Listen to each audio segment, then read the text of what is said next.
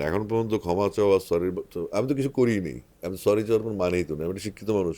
আমি জানি কোনটার জন্য সরি বলতে হয়, কোনটার জন্য ক্ষমা চাইতে হয়। ওরকম কোনো ঘটনাই ঘটে নাই। আমি এই ফুটবল ফেডারেশন ভালো, ওয়েলফেয়ার ঢাকায় যারা আছে তারা খুব ভালো। আমি এ বিষয়ে কোনো সন্দেহ নেই, কিন্তু লোকালি তাদের যে নিয়োগপ্রাপ্ত ফুটবলাররা আছে তারা যে অত্যাচার করছে, প্লেয়ারদেরকে মারছে, কোচদেরকে মারছে, জেলা ক্রীড়া সংস্থা তালা দিয়ে দিচ্ছে, মাঠ নষ্ট করছে, ইন্টেনশনালি ক্রিকেটারদেরকে খেলতে দিচ্ছে না, সেগুলো তাদেরকে তদন্ত করা উচিত। কিন্তু আমার চিঠিতে নাম নেই, ওই চিঠিটা আমি এখন হাতে পাইনি, কিন্তু সারা বাংলাদেশের মানুষ ওই চিঠি পড়ে ফেলছে। ফুটবলারদের সাথে আপনার কথা হয়েছে কিনা, আপনি মনে করেন কিনা যে তাদের সাথে আপনার সম্পর্কটা খারাপ হবে? সম্পর্ক খারাপ হবে না, এটা আমরাই, তারা ফুটবলার, আমরা ক্রিকেটার, তারা ঘটনার গোড়ায় যাচ্ছে না। এখানে অভিযোগের কিছু নাই, সেটা বাস্তবতা। যেটা সেটা হচ্ছে সারা বাংলাদেশে ফুটবলারদের যে প্র্যাকটিস বা তাদের যে খেলা, সেগুলোর জন্য আমাদের ক্রিকেটাররা খেলতে পারে না। নারী ক্রিকেটার যারা আছেন, নারী ক্রিকেটে আমাদের যেই একটা চমৎকার উত্থান, ভালো পারফরমেন্স হচ্ছে ইন্টারন্যাশনাল লেভেলে, সেটাকে ধরে রাখার জন্য তো আমাদের নারীদেরকে ক্রিকেট উৎসাহিত করতে হবে। তো তারা খেলবে কোথায়? তাদের তো খেলার জায়গা নেই। এই না, এগুলি তো সমস্যা। মারপিট, তো মারপিট তো আমি জাস্ট একটা রূপও করতে বলেছি, যেটা তারা করে। এই মাঠের জন্য ফাইট করতে হবে, যা যা করার দরকার তাই তাই করছি আমি। আমরা খেলাধুলা পাগল জাতি। কখনো ক্রিকেট নিয়ে কথা হয়, কখনো ফুটবল নিয়ে কথা হয়। তবে এই মুহূর্তে ক্রিকেট ফুটবল দুই জায়গায় যে ব্যক্তিটিকে নিয়ে কথা হচ্ছে, তিনি, যিনি এই মুহূর্তে ক্রিকেট ফুটবল দুই জায়গারই talk of the town, Asif Akbar, বোর্ডের নতুন পরিচালক। আমরা কথা বলবো তার সাথে। আসিফ ভাই, কেমন আছেন? ভালো আছি, খুব ফাইন। আপনি রাঙামাটি, বান্দরবন এই লেভেলের ক্রিকেটটা নিয়ে কয়েকদিন দেখাশোনা করেছেন। কি কি ঘাটতি দেখেছেন এবং কি কি কাজ করা দরকার বলে মনে করেন? বান্দরবান রাঙামাটিতে প্রথম যেটা দেখলাম, খাগড়াছড়ি তো স্টেডিয়ামই নেই।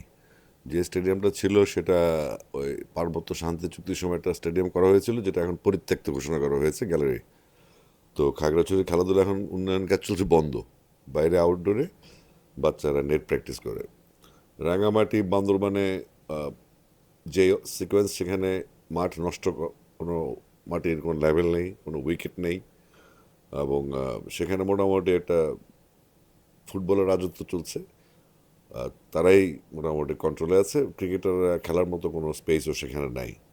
তো সেই হিসাবে তিন পার্বত্য জেলায় খেলার ফ্যাসিলিটিস, ক্রিকেট খেলার ফ্যাসিলিটিস একদম নেই। মনে হচ্ছে যে আমি কোনো আদিম যুগে চলে আসছি, যেখানে ক্রিকেট খেলা হয় না। আহ, তারা ফুটবলারদের নিয়ে অভিযোগটা কেমন আপনার কাছে করেছে? এখানে অভিযোগের কিছু নাই, সেটা বাস্তবতা। যেটা সেটা হচ্ছে সারা বাংলাদেশে ফুটবলারদের যে প্র্যাকটিস বা তাদের যে খেলা, সেগুলোর জন্য আমাদের ক্রিকেটাররা খেলতে পারে না, এবং তাদের উইকেটগুলো, যেগুলো মাটির উইকেট বানানো হয়, সেগুলো নষ্ট হয়ে যায়, তাদের বুটের আঘাতে ক্ষতবিক্ষত হয়। তো একটা উইকেট তৈরি করতে সময় লাগে।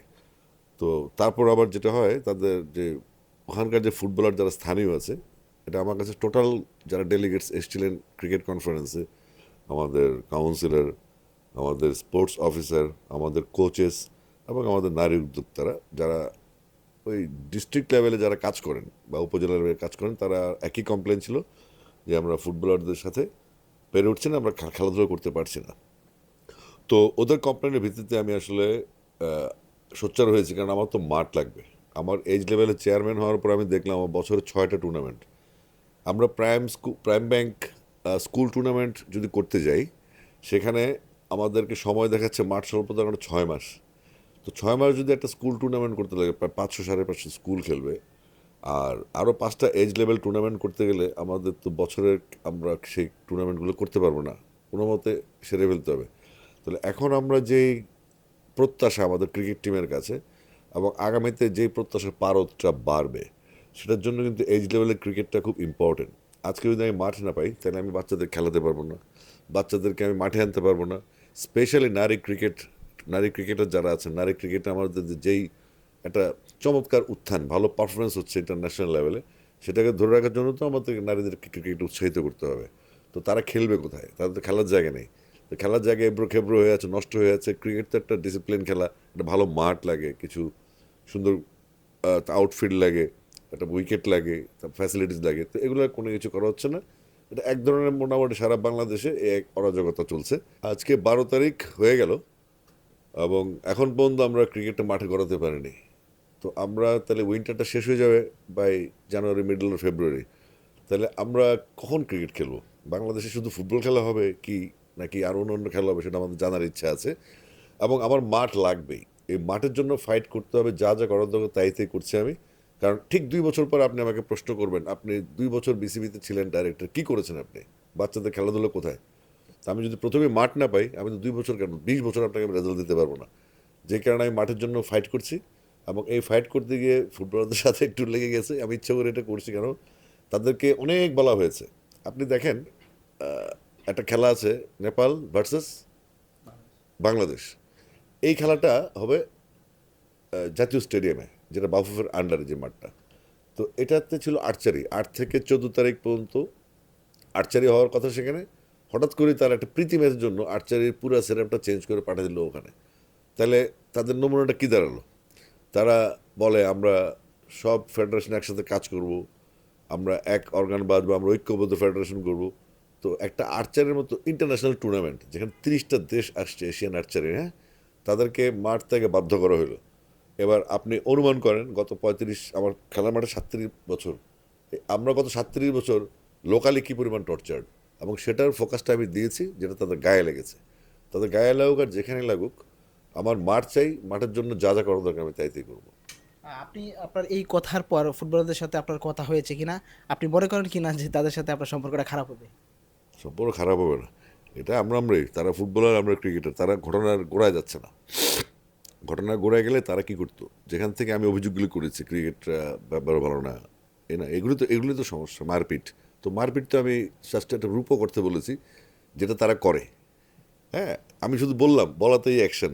তো এদের আন্দোলন, মিছিল, মিটিং, ক্ষমা টমা না গিয়ে এদের উচিত ঠান্ডা মাথায় তাদের যে প্রবলেমগুলো, আমি কেন কথাগুলো বললাম, এই সারা দেশে তাদের ফুটবলারদের কারণে আমি, এই ফুটবল ফেডারেশন ভালো, ওয়েলফেয়ার ঢাকায় যারা আছে তারা খুব ভালো, আমি এ বিষয়ে কোনো সন্দেহ নেই। কিন্তু লোকালি তাদের যে নিয়োগপ্রাপ্ত ফুটবলাররা আছে, তারা যে অত্যাচার করছে, প্লেয়ারদেরকে মারছে, কোচদেরকে মারছে, জেলা ক্রীড়া সংস্থা তালা দিয়ে দিচ্ছে, মাঠ নষ্ট করছে, ইন্টেনশনালি ক্রিকেটারদেরকে খেলতে দিচ্ছে না, সেগুলো তাদেরকে তদন্ত করা উচিত।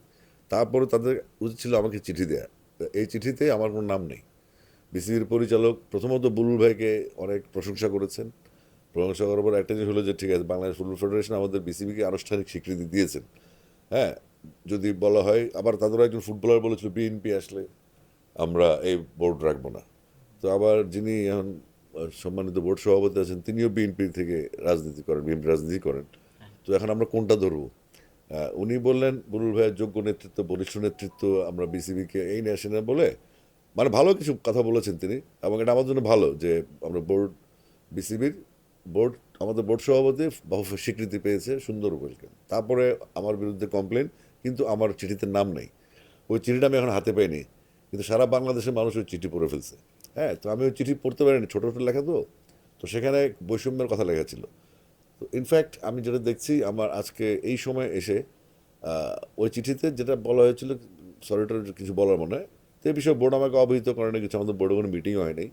আর ইনফ্যাক্ট এটার সাথে বোর্ডের অন্যান্য কোনো কর্মকর্তা সম্পৃক্ত না। এটা টোটালি, যেহেতু আমি এজ গ্রুপ চেয়ারম্যান, আমাকে খেলতে হবে, আমার মাঠ লাগবে, আমি ব্যাপারটা একাই দেখছি, আমি কাউকে বদলা করি না। তারাও আমার সাথে আহ, আমাকে বলেন তারা যে আপনি একটু গো স্লো, কিন্তু আমার হাতে সময় নেই, আমার খেলার সামনে মাস, সিজন শেষ হয়ে যায়, আমাকে খেলতে হবে। গো স্লো হলে ওই গত 38 বছর ধরে যেই পা- পদপিষ্ট আমরা রয়েছি সেটাই চলতে থাকবে, এটা আমি মানতে পারবো না। আর এই চিঠিটা দেওয়া কি বাফের ভুল ছিল মনে করেন? অবশ্যই ভুল ছিল। তাদের উচিত ছিল এটা প্রথম তদন্ত করা, যে আমার যে অভিযোগটা, আমি যে এত বড় একটা কনফারেন্সে এই কথাটা আঙ্গুল তুললাম, এই আঙুলটা কেন উঠলো, আগে নিজেদেরকে আত্মশুদ্ধির দিকে নিয়ে যাওয়া হচ্ছিল, বিশ্লেষণ করা উচিত ছিল যে আমাদের আসলে কি এটা হচ্ছে কিনা। কারণ 64 জেলার কাউন্সিলর যখন বলবে ফুটবলাররা অত্যাচার করছে আমাদের উপরে, তো এটা তাদের আমলে নেওয়া উচিত ছিল। তারপর ওনারা লোকালি তদন্ত করতেন, যে সাপোজ কুমিল্লায় দুজনকে দায়িত্ব দিয়েছে, তারা এক ধরনের টোকাই প্লেয়ার, হ্যাঁ, তারা চাঁদাবাজি করে, বা তাদের সম্বন্ধে রেপুটেশন আপনি গেলেই পাবেন, এবং তারা সাংবাদিক ক্যামেরা ঢুকতে দেন, এই সাক্ষী আমার কাছে আছে, সেই প্রমাণ আমার কাছে আছে। তো এক ধরনের মাস্তানি করছে। তাদের উচিত ছিল এই ধরনের লোকালি যারা রংবাজি করে, যারা স্টেডিয়ামে এই ফালতু কাজগুলি করে, তারা প্রকারান্তরে বাফুফের বদনাম করছে। ওয়েলফেয়ার, ফুটবল ওয়েলফেয়ার যারা আছে, সাবেক ফুটবলারদের, তাদের বদনাম করছে। তাদের উচিত সেখানে মনোযোগ দিয়ে ওই লোকগুলোকে সাইজ করা, তাদেরকে পানিশমেন্টে নিয়ে আসা, এবং তাদেরকে উৎখাত করা, তাদেরকে বাইর করে দেওয়া, যে তোমরা, তোমাদের কারণে আজকে আমাদের বদনাম হচ্ছে। এইগুলো না করে একটা ঠাস করে চিঠি দিয়ে দিল একটা। যাই হোক, আমি খুশি যে বাফুফের একটা চিঠি আমি পেয়েছি, একটা মনোযোগের কেন্দ্রবিন্দুতে আসতে পেরেছি, একটা হইচই হচ্ছে, আলোচনা হচ্ছে, এবং আমি আশা করছি এই এত হইচই যত কিছুই হোক, যখন আমাকে মাঠ দিয়ে দিবে তখন আমি আর কোনো কথা বলবো না, কিন্তু যতক্ষণ আমাকে মাঠ দিবে না ততক্ষণ পর্যন্ত চলতে থাকবে। এই চিঠির পর সাবেক ফুটবলাররা আসলে অনেক সোচ্চার হয়েছেন, তারা রাস্তায় নামবেন বলছেন। আপনি যদি ক্ষমা না চান, সরি না বলেন, আপনি কি সরি বলবেন?